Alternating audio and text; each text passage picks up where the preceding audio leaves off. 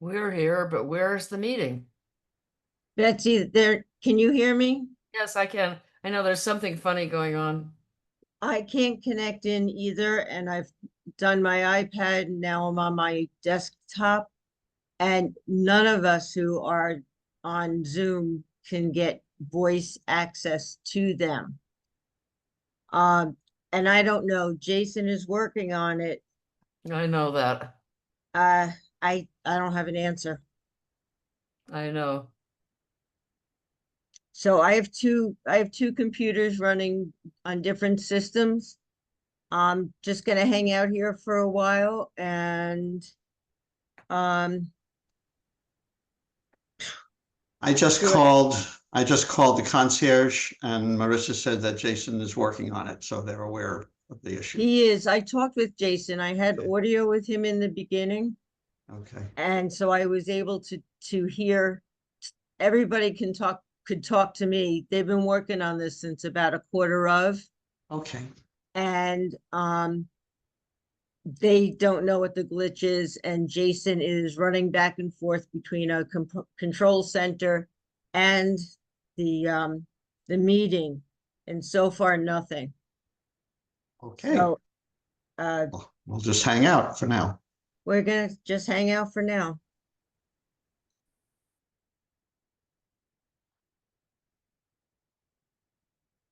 I don't think there's anything else we can do on our ends.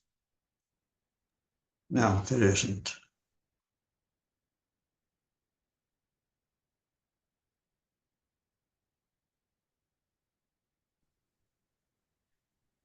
Kathy, can you hear me?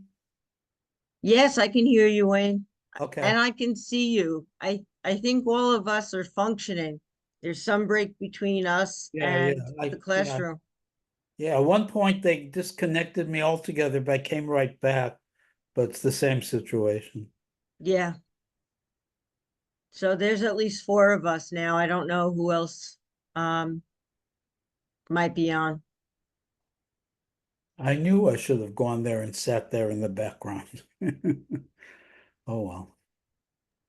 You still can.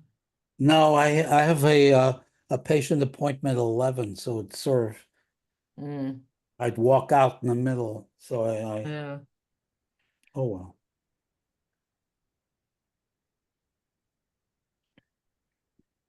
Hello, Betsy. Hi. I got my hair cut yesterday. I see. And you threw away your glasses too. Oh, for reading and doing the computer, I take my glasses off.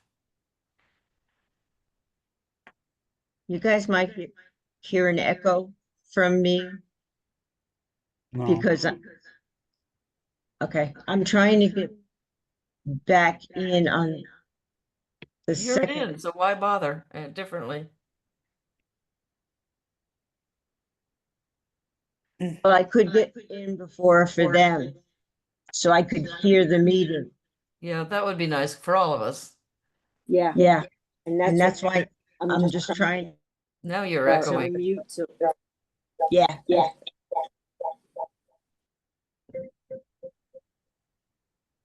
that just has. Now you're echoing. You got two systems going? Um, Most of your face just disappeared. yeah, it would have.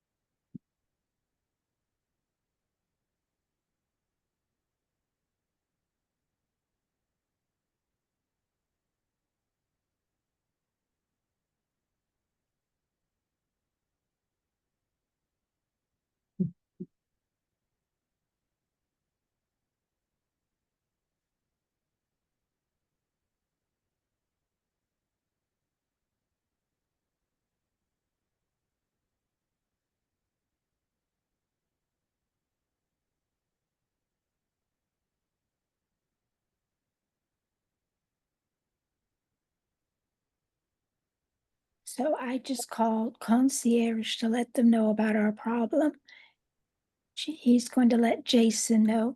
Thank you. Jason's Okay. working on it. Yeah.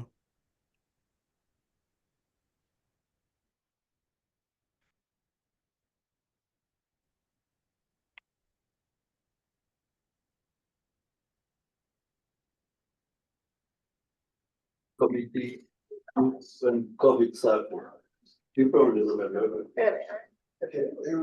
Who was in this? Yeah, there's ways. This was last one. That's why it's not here. Kathy's on twice still. Not for, not for long, not for Yeah. long. I'm gonna get rid of one. Audio still not working. Well, Jason, I think I'm gonna start anyway, if that's okay with you, and I'm gonna start with you. Yeah, and if I get Jason this morning to introduce his new staff person and give her a chance to speak a couple minutes if she chooses. Were you prepared for this, Jason? I thought I took my invitation. I'm good. So thank you for having me. Most of you know me, I'm Jason Irish, now Director of Resident Life at Woodland Pond. Thank you. So I wasn't prepared, and I'm upset about this audio, but I'm not gonna talk about myself. I'm here to just introduce Carrie Kohler. Hoping I'm pronouncing the last name correctly. I am. She is now in her 4th day at Woodland Pond. And there's been a lot of questions about, well, I'll get to that part. So Carrie is coming to us from Ohio. Well, she was, born and raised in Ohio, worked in the city, has lived in New Paltz for, I'll let her give a little background, but she has been hired as our new IL activity coordinator, replacing the existing Gretchen Dom, who none of us want to see go, but is retiring sometime in the next, there's no timeline, but sometime in the next 3, 6, 9, right. She may stay on part-time. Again, we're still trying to navigate this, but we're all excited to have Carrie here to kind of ease this transition. So I know residents have had questions about how, it's all gonna work, and we're gonna make it work as we go. Can you make her on camera? And there we go. Can you put her on camera? For also inviting me to come and sit in on your resident council today. My name is Carrie Kohler. My pronouns are she, her, if you need them. And I am from Ohio. I've noticed there's quite a few people from Ohio, actually, the residents that I've been learning about. But I have lived in New Paltz with my husband for about 7 months, and we're here to stay. I love New Paltz. It's my dream community. And I'm so excited to be here at Woodland Ponds, which is my dream job. So I will be popping around, going to all the activities and events. My office is right next to Sarah Leonard, so please stop in, have a seat, chat with me. The office is a little bare right now, so don't let that deter you, but I will get it decorated. And yeah, if there's anything you want to chat with me about, I'd love to learn about you, why you came to Woodland Ponds, and just so that I can start learning more about the residents before I start helping with all the activities. Thank you so much. Could you please walk over by Larry so we could see you on camera? You can get it, Jacob. Just, no, I don't want you to speak. Can't see her. I want you, when we get to yours, to pass the microphone. I know there's some people have some things to say this morning. Sure, is that your new job? Is that? You got a new job. We'll see what we can do. Thank you, Jason. And Carrie, feel free to, I know you've been at other meetings, you've had to leave, we won't take offense. We have a pretty big agenda this morning. One remark, opening remark from me, and then others can have some. I know there's some people who have some things to say. Here's Woodland Pine now has one more therapy dog than it did yesterday. So my dog passed his test last night. My dog in the bed. There's Susan, you're still out there. Do they need grades? They passing grade, just passing.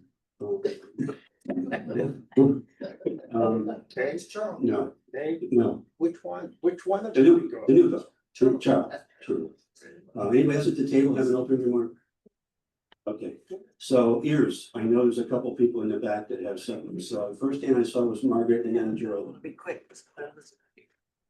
I'm gonna be very quick, so I'm gonna get. I believe I was here first. I saw hands. All I right, saw hands. I'm only gonna be 1 second, okay, just 1 second. I just want to remind everyone that as a result of the meeting that we had last, Wednesday, was it? That, in which, Natalie spoke, some people asked about a tour, so we have introduced a tour for, June, and it's gonna be June the 23rd. If you see any new people, please tell them we meet in the IL lobby. Tour of what? June 23rd. Tour of what? Oh, the health center, sorry. We talked about it so much last Wednesday, but anyway, it's a tour of the health center. We have been doing one, but we normally don't do it in the summer, but Natalie suggested that since that information was going out, that it would be a good idea. So hope to see some of you there that have not been. And thank you for suggesting that, if you come part of our panel. I got Joy next and then you can keep track.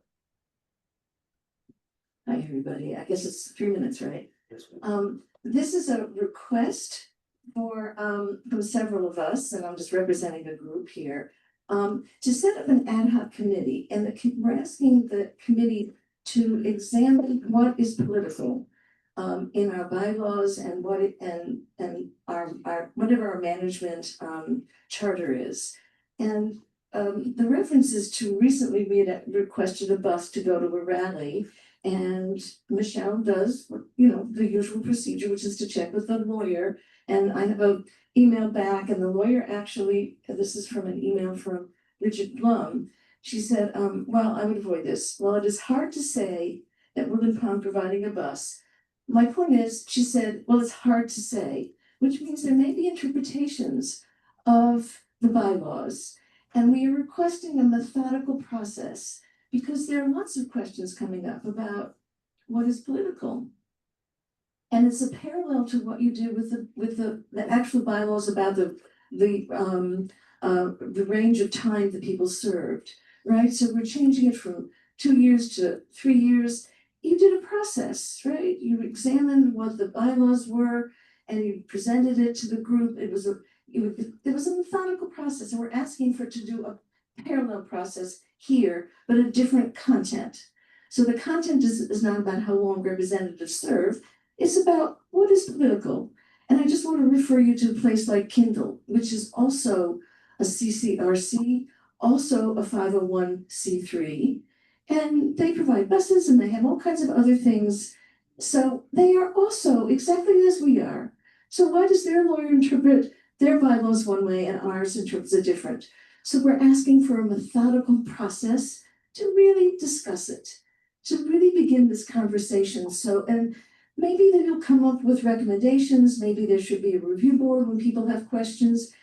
Maybe it shouldn't be Michelle's burden to always go to one lawyer who has one response. That's what we're requesting, is to set up an ad hoc committee to start reviewing this question.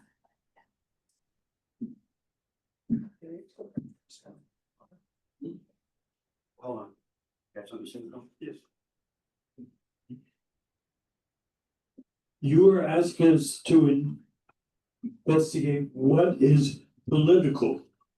Is that your meaning, or do you want us to investigate what is politically endangering our 501c3? You can define the question. The group can define what the question is. It's just that it's under interpretation, because obviously CRC's are different. Just think. Yeah. I mean, I don't believe there is ever been stated that we can't do anything political. The Well, only fear that I'm aware of is danger to 501c3. well, that's the question. You need a lawyer, so, you know, and there's several of us that are willing to pay for it. To have a second opinion. I discussed it with Michelle. I said, are you up for a second opinion or third opinion? She said, sure, right? So we need to go to a lawyer who's a specialist in nonprofits so that they can actually give us maybe a second opinion or third opinion. We do that with doctors, let's do that here. Just want to comment. We have a couple of places where we. Yakov, it's not your place to comment on respond to the council, I'd like to, it's not an open discussion. Okay. Could you hand the? See the plan. Okay, and you, Joe also? No. Okay, I had the impression there was going to be several speakers, just the one, okay. Sorry, now please, my error. Can I make a comment? Yes, please. I think that this issue has come up. I am for that proposal, but the issue has come up in a variety of situations. Like the Political Affairs Committee deals with some of that, but that's a very narrow set of 2 or 3 situations. And we have kind of an idea where it applies, where it doesn't apply. But there have been circumstances where it's not quite clear, and we had difference of interpretation. So I think I support that idea to have this more clarified and also just across the different committees that may be of relevance to this. And I kind of understand your question about, what's political. I don't think that the issue is to define what is political, but to define what are things that can be endangering this status of 501c3. So, in my opinion, even going to the supermarket, buying products from Taiwan may be political.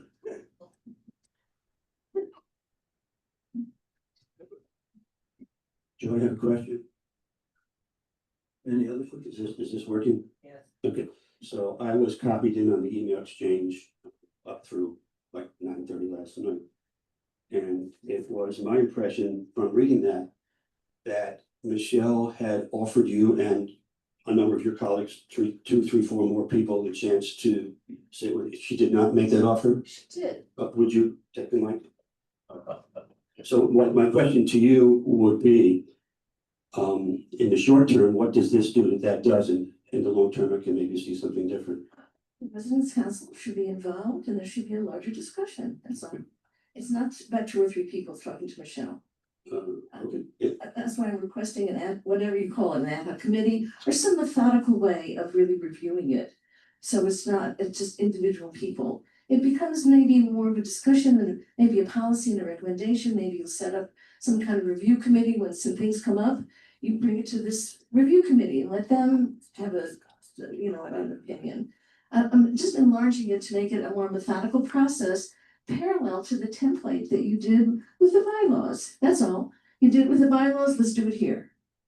If I remember right, maybe last year about this time, we did make a proposal to have a committee. And guess what? The residents asked the council to turn it down. Okay, good. I'm asking it again. Well, I would like, instead of an ask, I would like you to send us a proposal of what you want done. Well, it's in the email. It's to start a review process of our bylaws and of our charter to discuss what may be political, quote unquote, what may endanger our 501c3. Are you the acting chair? We don't have a chair. We're a loose group, just like Sustainability Committee that has a steering committee. We need a point of reference. Are you the point of reference? I can be here. I can be the point of reference at the moment. I'll be out of the country for 5 weeks in July. So I'm starting the process. There's a group of us, we're all equally responsible. Okay, is on that email, Dave, that you talk about? I don't have that. No, because you have the same thing I have. I don't have an email asking what you're asking now. I think the email, it says, and it's to Michelle, that asks for a methodical process. You're asking Michelle, now you're coming and asking us, can we like it that in writing? That's all, Joy. Sure. Okay. I'm sorry, what I have is, this is you, Joy. Here's the question as I understand it. Here's the question as I understand it. Do you believe that Woodland Pine residents are all adults and should have a choice? For example, to go to any kind of rally they wish, even a white supremacist rally, which was noted as a contrast to what you're asking. And while I don't see you rejecting that, Michelle says that's not, she'll speak for herself later, but she says that's not really the question, is it? I'm sorry, I can't juggle everything. Her question is my question. Okay, She asked the question whether we should follow legal advice. That's the question she asked. I think that's specifying. That's not the question. Of course, we should follow legal advice. I'm suggesting we review that we review the entire thing so that we really have a methodical discussion. Let's be adults here. Let's really look at what endangers us and what doesn't. It's discovery. Lawyers talk about discovery. I'm suggesting we have a discovery process. Someone reads it carefully. We hire a lawyer or two that are experts in nonprofits, and we have a discussion about what's acceptable and what isn't. and who's doing the hiring, with what money? I'm happy to pay for it. And you would have this done under the umbrella of authority of an ad hoc committee Of the rest. formed by the Residents' Council. Everybody clear on that? Okay. Anybody else for ears? I think the council will take this up later after we hear what Michelle may have to say about that and have a little more information, and you're welcome to stay for the second year session as well. Yeah. If you don't have to, if you don't have to be in for 5 weeks and. Oh, nice for you. Artie, was your hand up earlier? I guess not. Okay, any more ears? Thank you, Jakob. Let's call the meeting to order. Joe, please. Joe, please. Thank you. Approval of the minutes from May 15th. Can I get a motion? Carl moves. And Mel, second discussion. And there was one correction that's been passed out and noted. Okay. Approvals? I see everybody's hands up. Thank you very much. And I think Kathy's hand was up too. Let's say Kathy's hand was. Mulligan asked that we withdraw from the minutes from the agenda approval of some residents association meeting minutes. They're not quite ready yet. Larry, communications received by the corresponding secretary. None received, none sent. Very tough month, huh? Okay. Old business. Carl, talk to us about the results of the vote. Please. Well, all of the motions, all 4 motions passed by an overwhelming vote. So we were very pleased with that. We needed 84 votes minimum to have a legitimate election. So we worried a little bit about that. Instead of 84 votes being cast, 133 ballots were cast. So we did very well on that. Opposition 1, number 1, passed 124 to 5. Proposition 2, 108 passed, 22 no. That was the proposition for the 3-year term. And so it passed 108 to 22. Number 3 passed 120 to 11, and number 4 passed 127 to 5. So did fine. 3 of us counted the votes and certified it. That's Tom Gilder, Elizabeth Spiegler, who's in the back, and myself. That's it. Thank you all for your work on that counting, but also thank you for the residents who voted, and also thank you for supporting all the choices that the council put before you. Appreciate that. So now I think we need a motion to make this official and to update the bylaws in writing, right? So Evelyn, are you making such a motion? And Larry seconding it? I'll make the motion that you just said. Second. Discussion. Okay, let's, everybody in favor of that, are they, please? Thank you very much. Okay, so who's gonna do that? Tom? You've been doing all the, Yeah, I'll update. Oh, Julie's got it. I will update the proposed, when we sent out the ballot, we also sent out the changes to the bylaws. I will update them to reflect today's approval date, which is June the 6th, or June the 5th, 2025. Okay.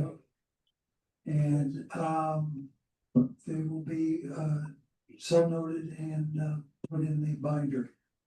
Okay, there is, part of that is, an updated addendum for the committees. Right.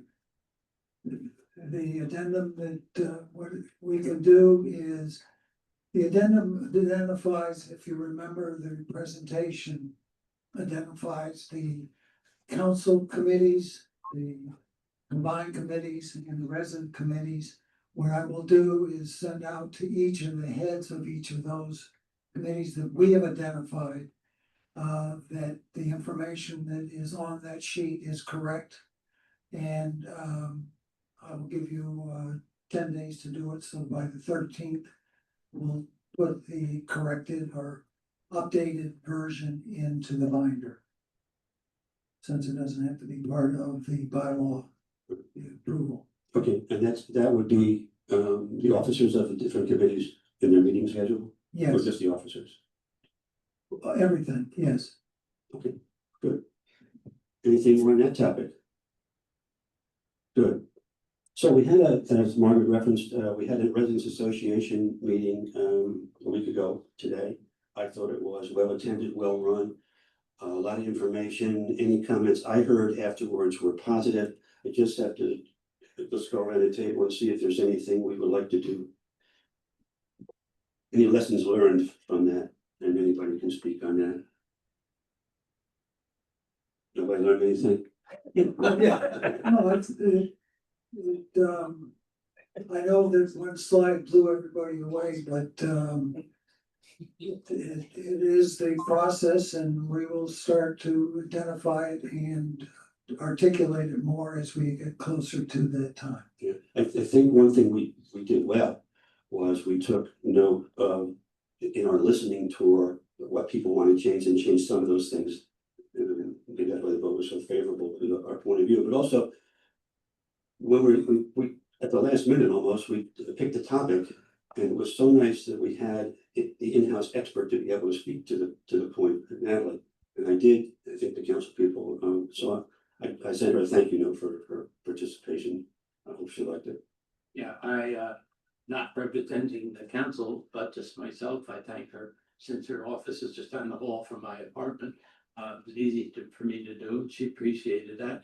I also, since one of my jobs as corresponding secretary is to submit to the board a monthly report, typically only one page. And in that, I mentioned briefly the fact that this meeting was held, and I singled out her participation by name. Thank you. And title. Could you please clarify her participation, which way? That was Natalie Russick, who was the admissions coordinator for the health center. She was the other speaker besides Larry and Molly, who spoke at the second half of that meeting about the admissions and subacute, et cetera, at the health center. Okay, committee review. Let's just start with Carl and ask the microphone. Thank you. The physical plant committee met on June 4th. Storage lockers, 40 people need to be moved to new units. The schedule is worked out and the move is well planned and scheduled. Last Friday, a drone flew over the roofs to look at the shingles. 4 spots were found that needed repair, one of which has already allowed rainwater into the apartments. This supposedly will be repaired today. It is, but I saw the guys here and Tom was with them. Okay. Fred suggested that PAC temperatures in the morning should be lower. Tom said, don't react to differences of just 2 degrees. That is a normal variation. It's also a topic that seems to come up every single week. Bids are out for new HVAC unit in the main kitchen. Meanwhile, there's no heat there at present. because of the renovation schedule. But maybe a new unit, rather than wait for renovation, a new unit will be ordered to be ready for the winter for heat. You know, sort of that your cell phones keep changing all the time and they become outdated. Apparently, this is what struck me most strongly in the meetings we've been having. How many of our heating units and other important units that were put in 15 years ago, parts are no longer available. So that's an entire huge program for Tom. He's exploring the options of remote control so he can change all the heating units to heat up a room or cool a room from his cell phone. It can be done in many places. There's some places where the technology is changing so rapidly, and he's not going for that choice right away. He's got to decide whether putting in a new remote control is cheaper than sending somebody to just change the temperature in a given room. Tom Gilder reported that the new system in the pool has diminished complaints to near zero for temperature. Bill Stevens said we have to do something about sight lines along the circle at Danskin Way. We need to prune the plants that block the sight lines. And Tom says he is dealing with this. Okay, that's the PPC, the Health Center Committee. Carl, any questions for Carl on his report? Wait, I have Michelle in the room now, so we'll just stop with the committee reports and go to her. But if anybody's got a comment for Carl on that. Okay. Okay, so welcome. So Michelle and I met yesterday for the best part of an hour, and we reviewed about 15 items or so, but none of them I thought, or she thought, were noteworthy enough to bring before you. I just bits and pieces, as they say. Until the end, when she said to me that there might be some people coming to the ear session today to bring up the matter, and then she shared with me an email that I referenced earlier, as did Joy. So early this morning, Michelle, during the year session, Joy spoke on behalf of several others and asked the council to consider forming an ad hoc committee to examine what is political. And we haven't taken that up yet. And just as a background, I'd like for you to address the council and the audience, if you will, from maybe the other side of the question of where we are. And as that council hasn't taken anything up for discussion yet, and hopefully we'll later today. Okay. Hi, everyone. So the council can choose to take up any ad hoc committee that they want. Right. I think from my perspective, the question is not what is political or not, because I think that's pretty clear. But the question is really, how do we get to an understanding between the board, the exec team, and the residents of how we adjudicate the things that are non-political that Woodland Pond, because the whole question is related to who we have come here and speak, right? I mean, that's the question at the end of the day, as I understand it. No. The bus, use of the bus. Well, same thing. Right, so it's. The bus, etc. Okay, so the bus, etc. The question is, the real question is, and I corresponded with Joy last night. We are currently taking the advice of our legal counsel. And I think that there are residents that take exception to that fact. Because we are taking that advice unencumbered. And as I've said to people many times, I am not an attorney, and nor are most of the people that have come to me about this to express concerns. So because I don't want to play an attorney, and the board agrees with me that they don't want me to play an attorney, and nor do they want anyone else on the exec team to play an attorney, that barring anything else, since none of them are attorneys, we're going to follow our legal counsel's guidance. And I think that's the crux of the question, is that the right thing to do? And that's what I think we need to explore, because if there are questions about whether or not we should be following our legal counsel's guidance, what is the alternative, right? So given the fact that I'm not a lawyer, we have counsel to guide us for different things. We have labor counsel, we have counsel for bonds, we've got counsel for construction, we've got counsel for general issues, including not-for-profit law adjudication and corporate issues. So our attorney is guiding us not just from a political perspective and not-for-profit law, but she's our guide, she's our counsel. So she's hired to represent and make recommendations to Woodland Pond. And it is those recommendations that we are following. So I think that's the real crux of the issue, is that. So then I don't understand what the issue is then. I'll take mine. So it would be helpful for me to have clarity on that. It seems to me that the real issue is twofold. One, what are the legal issues regarding 501c3 and actual elections, and how much can Woodland Pond or its residents get involved in elections? And the other part that you've mentioned on occasion is the quality of life here, the image that's projected, what people seriously will think of Woodland Pond as. And it seems to me that it's twofold. We can certainly, and I think we're looking for really corporate attorneys and civil rights attorneys in terms of 501c3. But I'm not clear on where you come out on the image issue. You mentioned it on occasion. Yeah, so it's very clear. I mean, I think those that are taking exception to the way we're handling things are asking myself and our board to play attorney. And, okay, so when we have a question about whether or not our lawyer advises us to do something, we ask them the question and they say yes or no, and here's why. And that's what we follow. That's the current protocol, regardless of what the issue is.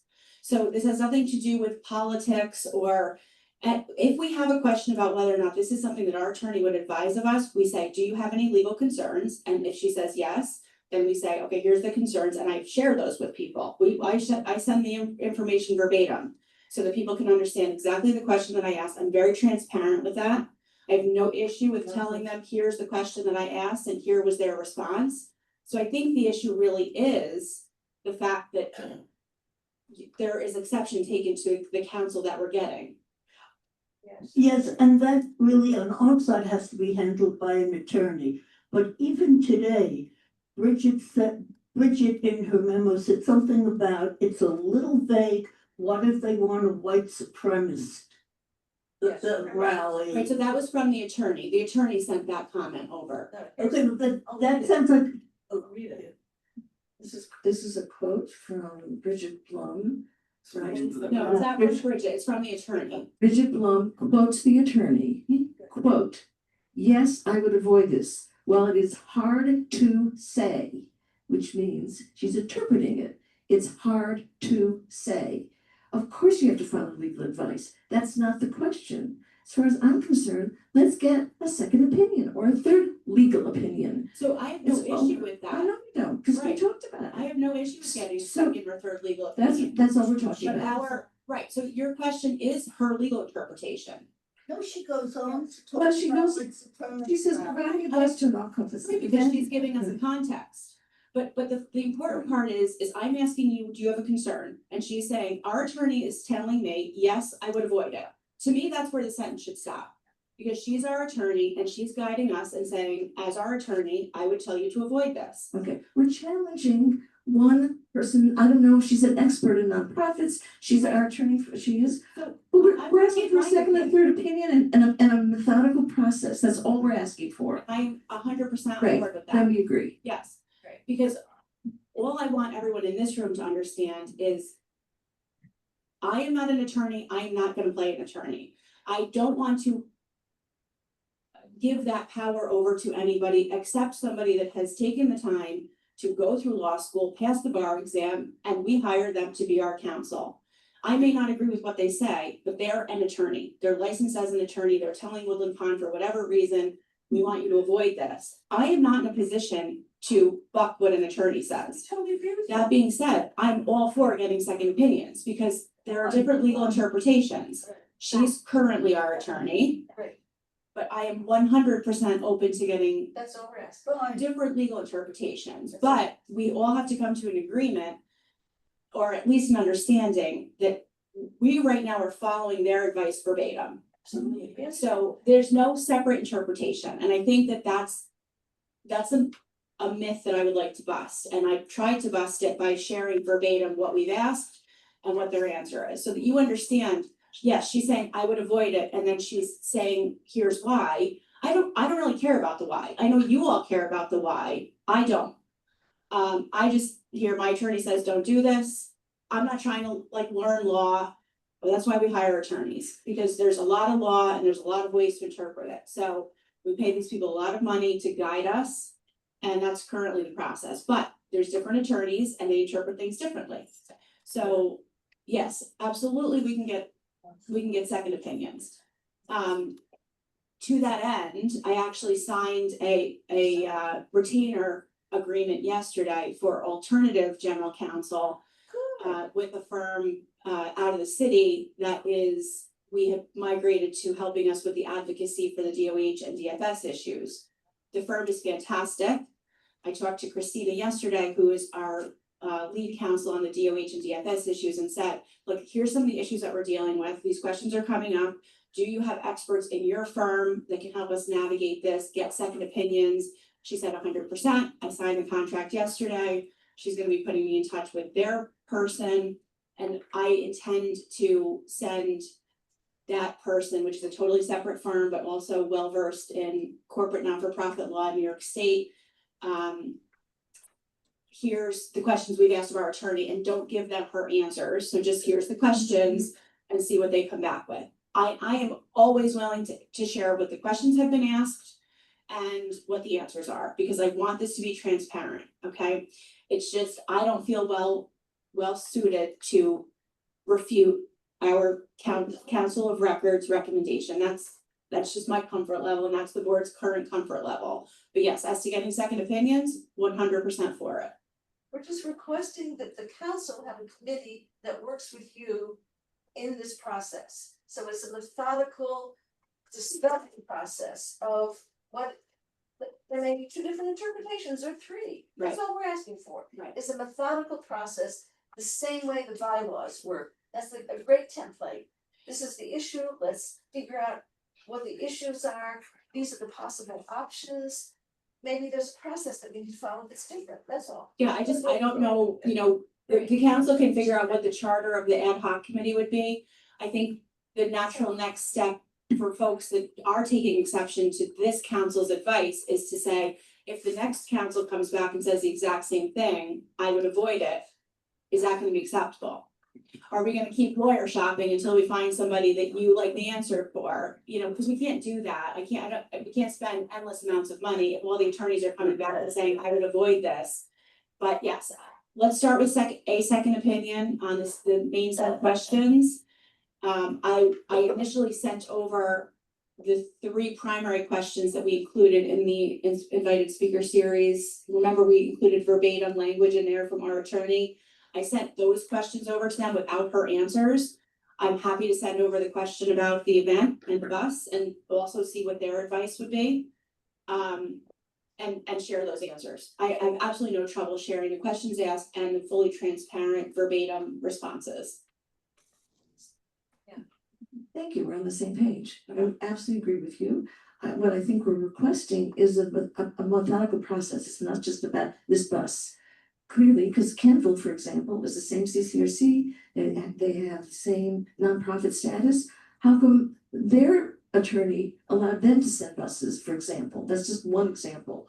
So they clearly had someone else who had a different opinions. And that's all we're asking is for. Now, to get right, we don't know what the characteristics of the event were. I don't know anything about what you're talking about. Is it, it was George Washington, it's an equal process of a rally. So it's not just this one thing. I'm just hoping that we can maybe set up, maybe there should be a committee to set up for each time something like this comes up. For speakers coming in, for buses going out, for any kind of thing that may be considered political that's not, we know we can't solicit on campus, but anything more than that. The question is not about the politics. And I think that's fine. that's the issue. It's not free speech. It's not about free speech. It's not about free speech and it's not about politics. It's just simply taking our legal counsel's advice, regardless of what the topic is. So I think that there's a desire here to really attach that concept to free speech and politics, but those are symptoms of the bigger issue. The issue is we are going to follow legal counsel advice anytime we ask them a question, because we're not attorneys. I agree. Michelle, I just want to clarify what I asked before. You will accept the answer regarding the status of this 501c3 and the judgment of the attorney as to if an activity is questionable, but you shouldn't take the risk. Yes, if our attorney says avoid this for whatever reason. Right, so the two things, yeah. I mean, right, Okay, the current directive of the exec team and the board is that if we ask the question of an attorney, our attorney of record, and they say do X or Y. Right. They have indicated none of us are attorneys and we are not suited to question their recommendation. That's kind of where we're at, regardless of what the underlying issues are. So it could be a question about whether or not it's legal for us to have private duty companions in here. Because we don't hire them as employees, but technically they're working with residents. Is that a gray area? What do you suggest? That could be a question, and there could be a different legal interpretation of what our risks are, but if our attorney says this is too risky for Woodland Pond, in me not being an attorney, none of my exec team being an attorney, and the board members not being an attorney, we have no standing to question what they're saying if they're an attorney. We totally agree with you. So, but yeah, second opinions, I'm all for it, and as I said, I signed the retainer yesterday with a totally separate firm. I already explained what the issue was. So I want to be transparent and, open-minded about this. It's literally just a process issue. We currently follow the advice of counsel. We can always look at a second opinion. Great, thank you.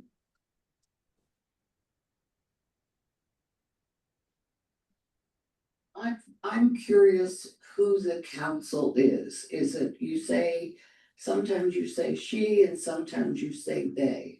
So I'm wondering if you could explain who it is. Is it a big company? Is she a one-woman show? What's the deal? So we use a series of we have 5 or 6 firms that we use. They're all very large. The one in particular that deals with this specific issue, and she's quoted in the draft of the invited speaker series.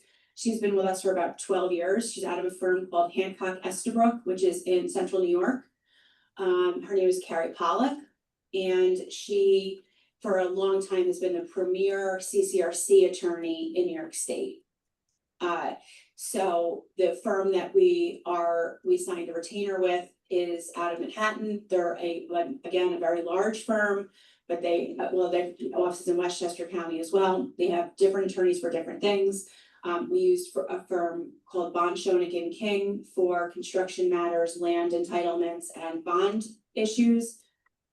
We also use Hancock Estabrook for our labor attorneys currently. So there's different firms, but none of them are local. None of them are one-man show. They're all very large firms. The people that we work with specialize in the areas that we ask of them. So specialized labor attorneys, specialized construction, bond, land entitlements. So we have a series of different attorneys, but they're large firms, very reputable. We've been with them for a long time. I'm always willing to share who they are, what their credentials are. Again, very committed to transparency on this. And I think that's where the conversation has to start, is with that transparency, and then go from there.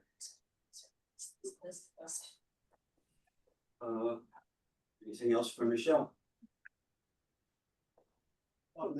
Anything else for Michelle on that topic and or others that are on your mind? Is there anything you'd like to share? Oh, yeah, Tom.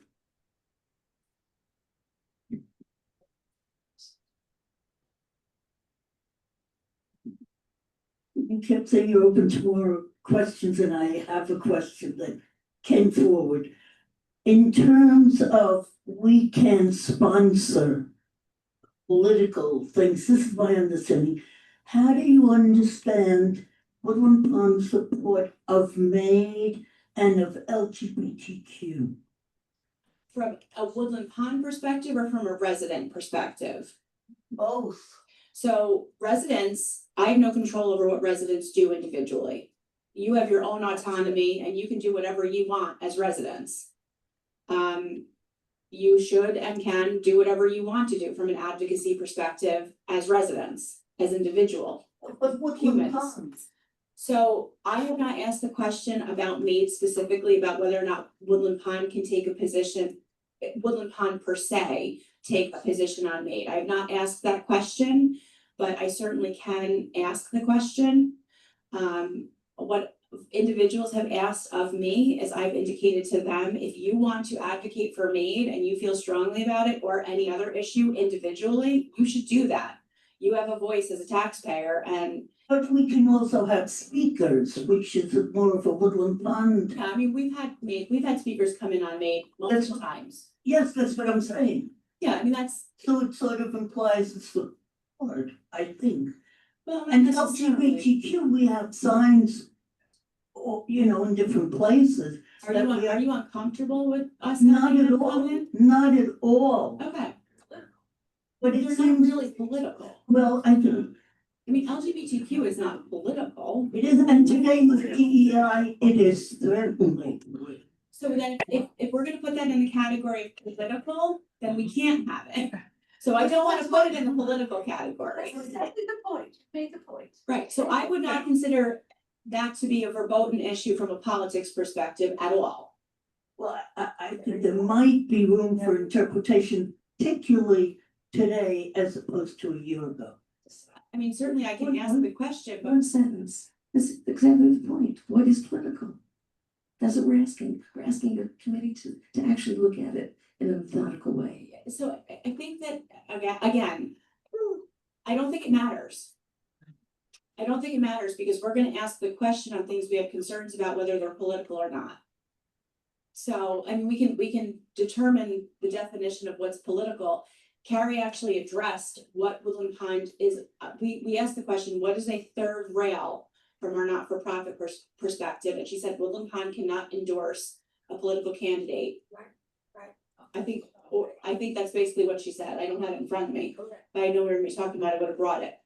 That doesn't mean that there aren't other topics that our legal counsel would say we don't advise, but no, I mean, I think there's no question that if we have a speaker come in on MAID, that is not the verboten third rail that she said. It's not endorsing a political candidate.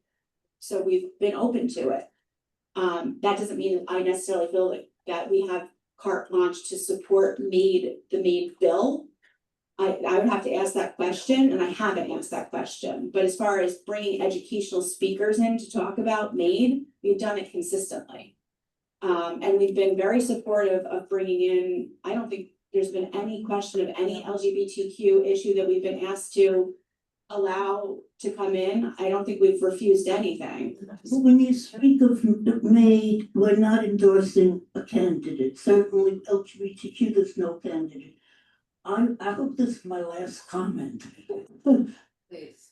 I would say that having a bus go to No King's Day is not endorsing anyone. And since it's such a huge nationwide project, I don't see that it's about local biases. But Tamara, that's not the point. It doesn't matter if it's political or not. Our attorney has said, I would avoid it, period. Okay. For whatever reason that she has said, because she's not only here to adjudicate Woodland Pond politics, she's here to adjudicate and protect Woodland Pond from a legal perspective. And her advice is, I would avoid it. And I'm not an attorney to question that. All I can do is get a second opinion. But I'm not an attorney and I don't think anybody in this room should play attorney. And I feel strongly about that, but we can definitely get second opinions. Thank you for getting second. Yes. I'm sorry, I had to. Okay. If we're done with that topic, Yes. Yeah, I think so. okay. I did want to just bring something up, Dave. We didn't talk about it yesterday. It's very innocuous, but I see Carrie in the room, so I just wanted to bring it up because I understand that in a couple of the meetings this week, the topic has been very much what's happening, what's the transition, I'm confused about Carrie, Gretchen, and Jason and Sarah. So I just wanted to make sure that to the extent that we can communicate this, there are two things happening simultaneously. Gretchen is getting ready to depart and retire at some point in this year. She has not picked a date. She has not fully decided how she's gonna do that. The preliminary discussion is she wants to probably stay full-time through a good amount of the summer, but she also wants to take some vacation time, so it may not seem like she's here full-time. Then eventually she might like to go part-time, but that her thought right now is that by the end of the year, she will probably have retired. So that is happening. We have recognized that in light of that, it's going to take time for a new activities coordinator to get their feet under them. And so while Gretchen doesn't have a solid plan yet, it's a plan. So we didn't want to get behind the 8 ball and not bring Carrie in soon enough so that she can really have a good amount of time to get to know you and the programming and the residents well before Gretchen decides exactly what her departure is going to look like. So I know that this is a little bit unusual because usually you'd have like a much more firm plan. So it may seem confusing, but that's what's going on. So we are allowing for that overlap to happen as long as Gretchen wants to stay. We don't want to force her out. We're not going to get rid of Carrie. We're going to let the overlap happen. And then this way Gretchen will feel comfortable at whatever time that she's comfortable, that she's able to hand over the reins. We feel comfortable because there's a lot to it, okay? Simultaneously, from an org chart perspective, our exec team had decided some time ago that Sarah's team is going to be focusing on the mental and physical health and wellness of the residents. And because Jason's department already handles concierge and transportation and room setups, that the activities function and the fitness function is moving under Jason, and that's going to be a res life department. And Sarah's is gonna be, I think, director of resident health and wellness. Jason's gonna be director of resident services. So again, once all is said and done and Gretchen is gone, Carrie will report to Jason, Matt will report to Jason, Sarah will have the wellness RN reporting to her and the new licensed clinical social worker reporting to her. And they're gonna be solely focused on resident health and wellness, physical health and wellness. Obviously fitness will be under Jason, but that's more of an activities thing. And they work together anyway. But that's how that's all going to be split when all is said and done. I take any questions on that. So if you can all just convey that, if people ask you the questions, if you could be the deputies and explain that. I know it's a little unusual, but we have the luxury of being able to do this. A lot of organizations, you can't bring in the incumbent until the person's leaving, but we feel that it's important that Carrie have the longest runway to get her feet under her and, also we don't want to push Gretchen out. I think Jakob had a comment. Just having seen transitions in other organizations, I think I congratulate Wood and Bond for doing this. This is a very important thing to ensure continuity and integration of activities. Yeah, I appreciate that. We thought it was the best way to handle it, given the circumstances. Okay, anything more for the boss? You can stick around, Michelle. Oh, no. Thank you. Excel spreadsheets are calling me. Thank you. Thank you very much, everyone. Thank you. Thank you. Okay, back to Carl and his second report on the reporting house. Thank you. Phil Meal was attending the health center committee. The health center is gonna hold a repair cafe in the great room on June 12th. That's a week from today, okay. in 2 hours. There was a discussion of the problem of elder speak. How are we today, sweetie pie? that kind of thing, not always appreciated. Phil says it's a policy to constantly be aware of this problem. As the nurse said to my wife yesterday, we haven't brushed our teeth today, have we? Okay.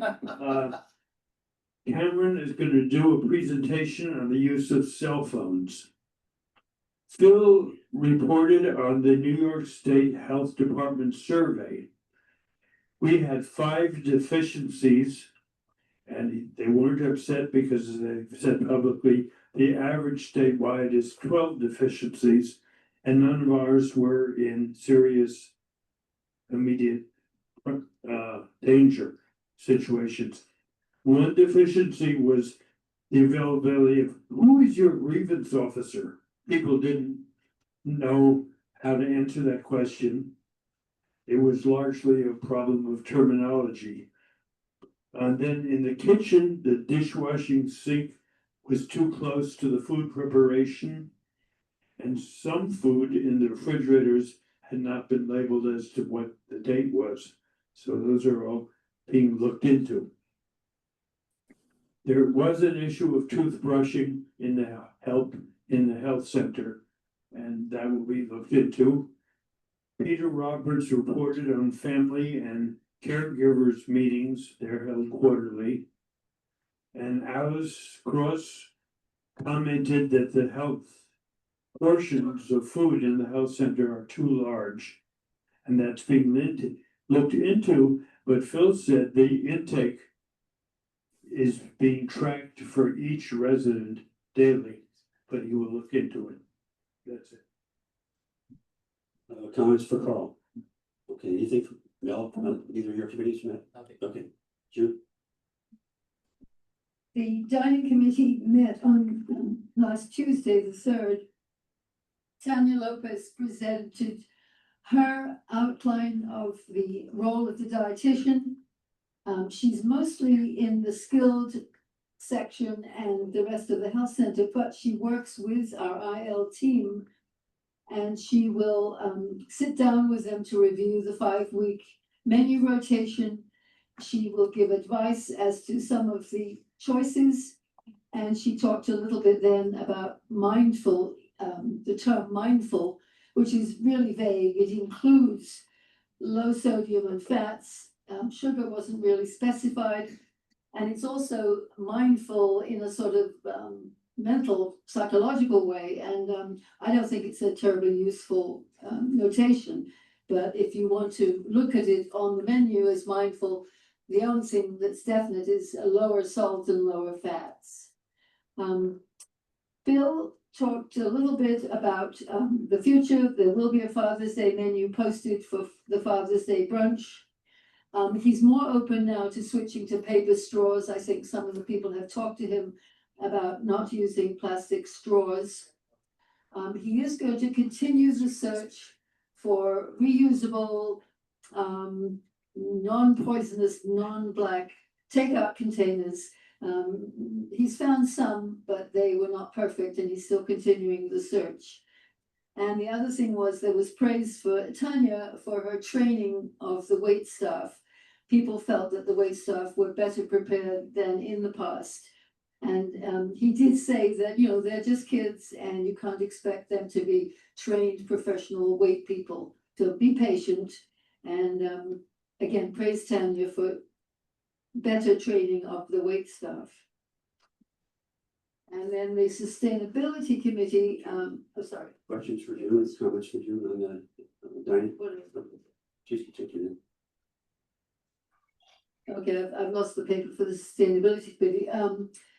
The sustainability committee met on the, I think, 28th, and there was a discussion about the structure of the meeting, and it was decided that we would switch our basic structure to something like the council, that we would have an opening and a closing ears session, so everybody in the room would have a chance to ask questions or make comments.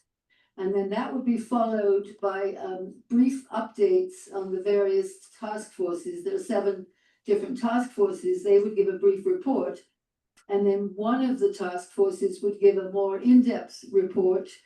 each month. So a different task force would give a major presentation every month. There was a bit of discussion about whether to cut the meetings down to every 2 months, but no decision was made. At the moment, it will continue to meet every month. Questions for Jim?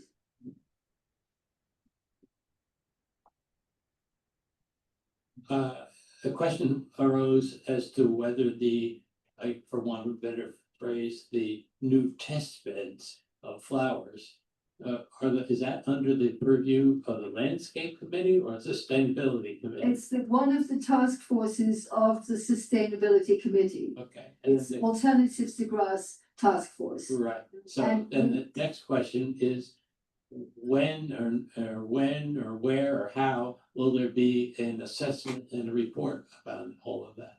I see 2 of them from my window every morning. And the Columbine looks beautiful. I'm not sure what everything else is, but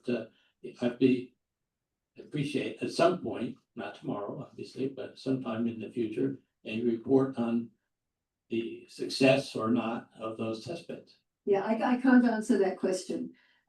Come to the next sustainability committee meeting and ask the group. One of the other suggestions, which I forgot to mention, is excursions in, excursions out.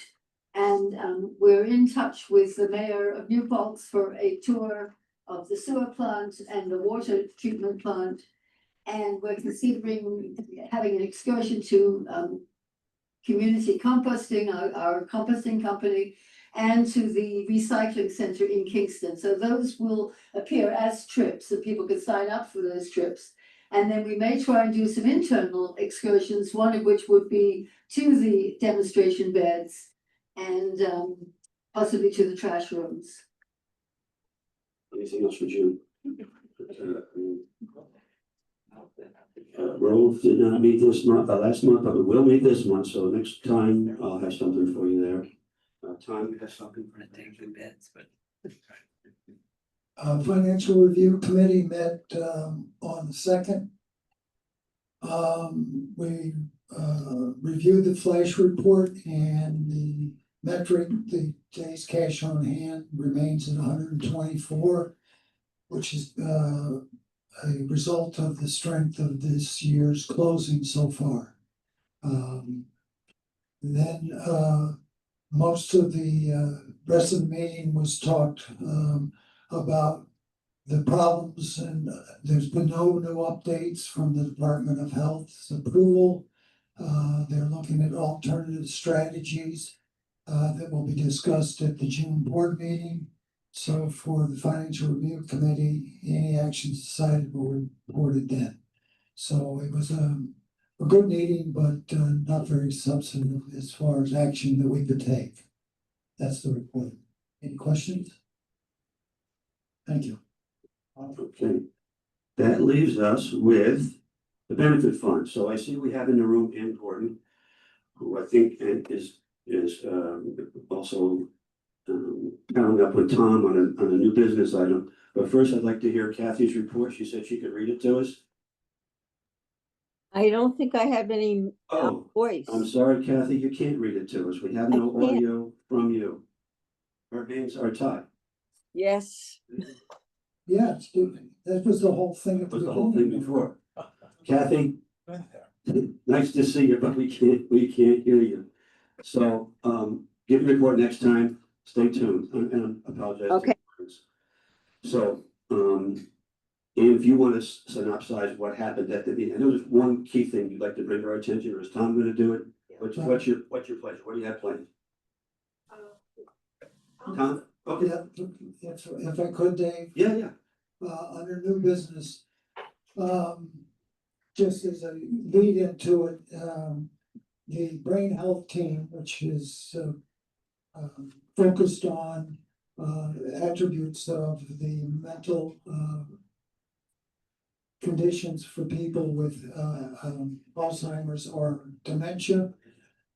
We had a meeting, and one of the things we've been looking at is our focus.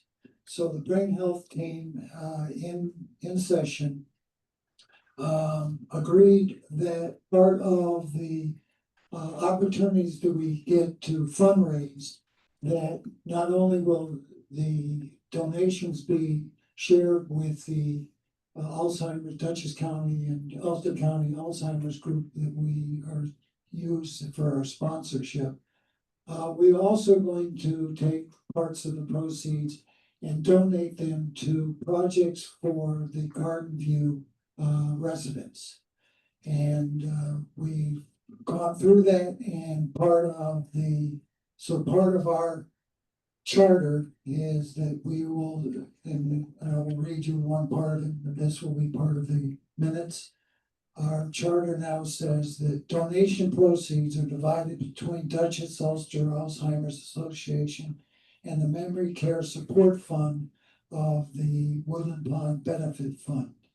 It will support the Dutchess County Association's fundraising and the annual walk over the Hudson, which is the key fundraiser for Alzheimer's, and the support of memory care support allows funding to be used to improve or enhance services used or needed in the Woodland Pond Memory Care Unit, with the benefit fund matching the Brain Health Fund values. That is our new charter. It was reviewed and accepted by Sarah Leonard on the 30th of May. I will enter it as a update for the residents' policy and procedures identifying what we do. And here's a copy for the record. So doing that, of course, we have engaged with Anne and her team. Anne, if you can proceed. Yeah, please. Oh, you're done? Well, as you may or may not know, the benefit fund currently has 3 goals to which the money that we raise is spent. And I'll just be briefly what they are. The staff educational scholarships, program development, and physical plant development. With the onset of the reconstruction that's going on here, there's going to be very little call on the physical plant development part of our goals. And so we have agreed as a committee to have a new goal, which reads as follows. The Woodland Pond Benefit Fund will join with the Brain Health Team in funding projects to support or enhance services used in the Memory Care Unit, Garden View, and for residents with dementia in skilled nursing. Funds raised by the Brain Health Team will be matched by the Benefit Fund. That's our new goal. We passed that. Well, actually, I drafted it and we will pass it at our next meeting. So does anybody have any questions about the Benefit Fund or our goal? And you shared that with me, and thank you for doing it. I did have a couple of questions. Yeah. This will be an ongoing exercise. It's not time limited. Oh, absolutely. And this will not have a cap on the amount of money that you'll match for however much they raise. It's not like when they hit $50,000, that's too much for you or something like that. No, we can spend that tomorrow. Okay. I just wanted to have you say that out loud for the audience. I think I had one more thing. I can't remember now what it was. Management's on board with this, or haven't they seen it yet? They haven't seen it yet, but we brought it to your committee first, and I assume Are you today asking us? You haven't approved it yet in your committee? we have not. We will. You're just asking for comment today. Yes, and then approval would be Later. Yeah, our next meeting is the 3rd Wednesday in June, which I think is something like the 19th. Okay, so one of our July meetings, Yeah. you bring it to us for Yeah. approval. Carl, you got a question or a comment? How are you going to choose projects, which projects should That was my other be question. supported? That was my other question. Thank you. Let me tell you what's behind the question is, I have a feeling, and it's hard to approach it, that staffing is one of the areas that needs to be improved. Well, unfortunately, Woodland Pond Benefit Fund does not involve itself with management issues like staffing. we just don't. And we're here to improve the life of our residents through those other goals. The only staffing thing that we are involved with are staff scholarships. I suggest you talk. And I can tell you right now, from my experience with the community foundations, who are our financial, what do you call them? Yeah, would never approve us, paying for staff salaries. Not necessarily staff salaries, but I would like you to have discussions with staff about what they think the money could be used for. Well, the person that we are having discussions with is Sue Close, who is the activities director. Tom has already met with her, and she has a list of things that she thinks could be useful and helpful and make life more pleasant in the health center for this brain challenged population. One of the first ones she suggested was a large aquarium in the lobby, which is as a place for memory care people to come and visit and look at the fish and talk about. She said it's being done as it's being seen as a kind of tool in other places that have this kind of population, that an aquarium is a very popular thing to have. I don't remember all of her other suggestions. So Tom has the list. But that's the sort of thing we're talking about. You need to know. Do you want to know? Do you want to know the list? Besides the aquarium, there are things like, they want to do wall gardens in the halls. They found that it's great therapeutic. They want to increase the number of garden boxes that are out there. And outdoor seating is limited, so they want to increase it. And these are things where we feel that we as Brain Health Team need to respond to our residents. And with the help of the benefit fund, we can increase our power to do that a lot better. One thing that did come out of it was, I don't know if you all know Sarah Motherway, who is the activities director for Garden View. She has one of the things she does, she plays a guitar. Well, her guitar broke, and one of the projects was to get it repaired. Well, at the meeting, one of the benefit fund members has an old, what was it? Martin guitar that she's donated to her. And those are quite valuable from the standpoint of the reputation, but that's the kind of thing that we are working together to do on it. So as the projects come up, they'll be noted and then put into effect.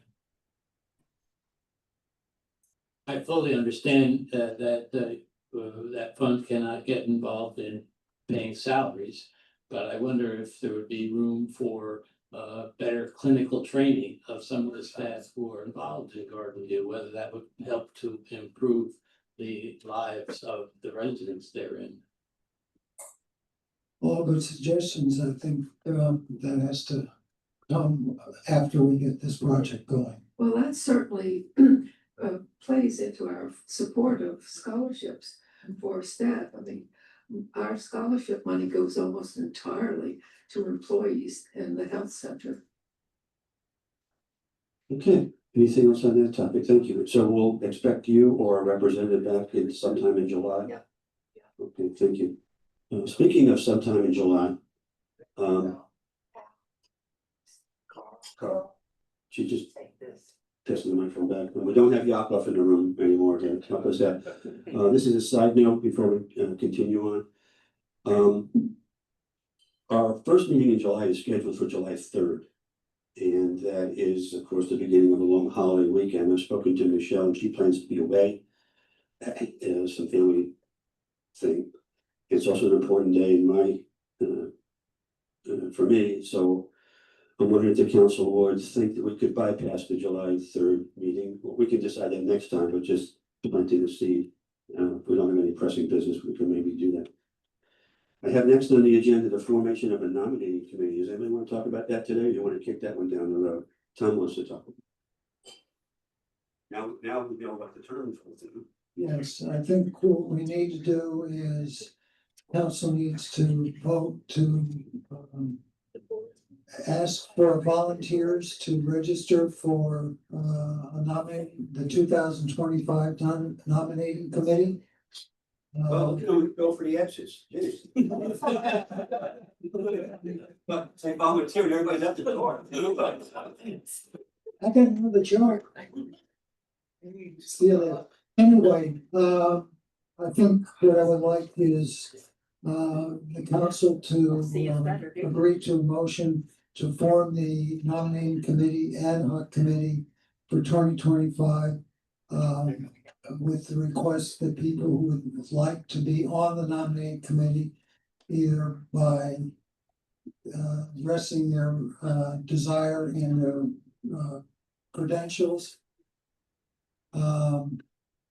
through the Woodland Pond or through the Residence Council email address, which is WPRC100@gmail, dropping a note in the cubby for the council or leaving a declaration at the a note at the concierge so we would have it. And I would suggest that it be open to people wanting to do this and close by the 13th, which is 10 days from now. That's a lot of motion, Tom. Well, it's just, the motion is to open it up. So we ask for volunteers. Okay, I'll second that. So discussion. You publicize this in the Chanticleer and give. And be part of the minutes. And be part, yeah, give the details that you just did Yes. as much as possible in the. I'll do that too. I want to alert people that I am working right now on some outline of what I think would qualify someone to be a good council member.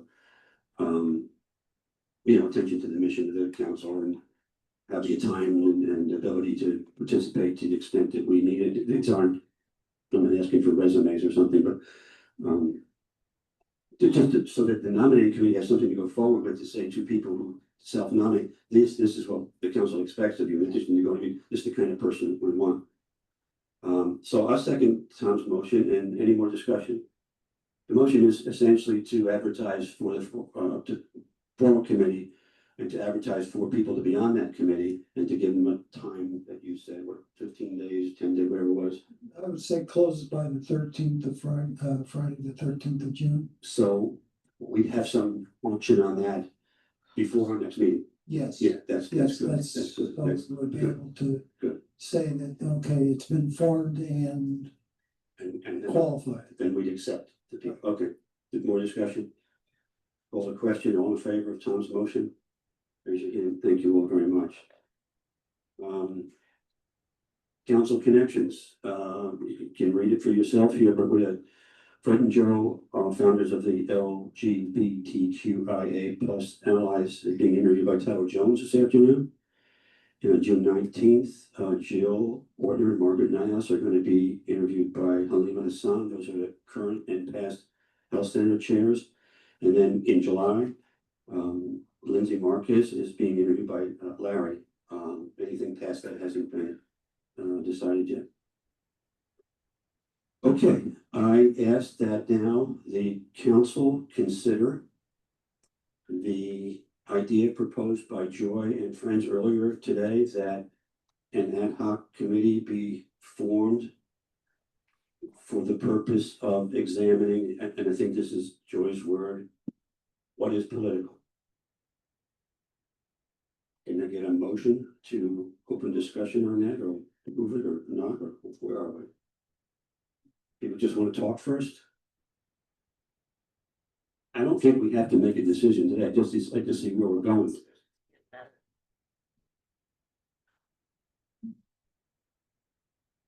maybe we should wait until we get the results of this second opinion that Michelle says she's gonna get. Michelle didn't say she was going to get a second opinion. No. Yes, Michelle we did. Michelle said that if Joy wants to bring forward a second opinion, that would be a second opinion that she considered. Didn't she say she's going to the second? I didn't hear her say that. I did. Michelle said Michelle was gonna get a second opinion? She's already signed a contract with a firm in Manhattan. That's on the health department's approval. No. I think so. Larry and I heard her say. Yeah. She's seeking an opinion. Yeah. Oh. Yes, the Dave, may I? Yes. She said that she has approached the firm which is already handling their DOH difficulties to see whether they have in their population of lawyers someone who could address the kinds of issues that Joy and so on have been bringing up. And she was told, yes, we do, and she has already signed a retainer. That's the way I heard it, Carl. Yes. I didn't hear it that way. I'm gonna have to speak to Michelle and clarify. Like, I don't think we can have a discussion until we know which way we're going. Okay, if I just comment on the proposal in general. It seems to me that the whole issue of what is political is not too far distant from debating how many angels can dance on the head of a pin. That's very vague, and I'm not sure what the outcome would be. It also seems to me perilously close to asking us to play lawyer. And I ain't gonna do that. I carry on with that line of discussion is, as I asked Joy to provide the council in writing, what is her desire and objective of having the ad hoc committee? I'd like to see what she has to say. There were an awful lot of supporting voices being shouted, and the content of it was, to me, all over the place. So I would like to see what they would like us to do in writing before we proceed. Others? Okay, I'm not prepared to do anything more than that today. I'm sorry, some of this thing, one thing, we heard one thing, and some, I really want to hear again, what exactly Michelle, because my understanding was that some of them, Joy in particular, were gonna go out of pocket to get a second opinion. That's where I thought it was going, and I didn't hear the other, so I'd just like to be clear what we're talking about and not force anybody to do anything yet.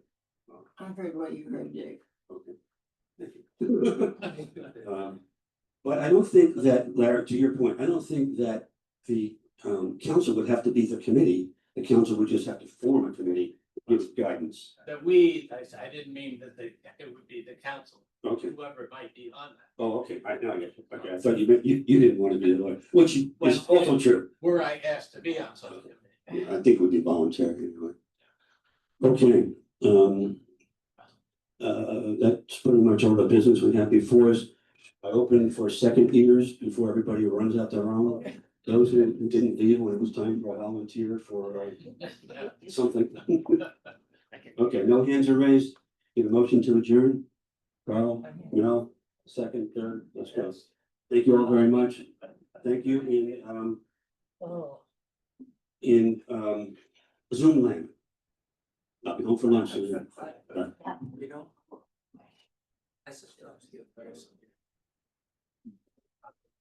That's all right.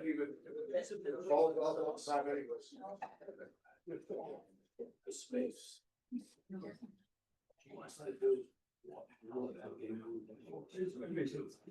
Sneak up on me because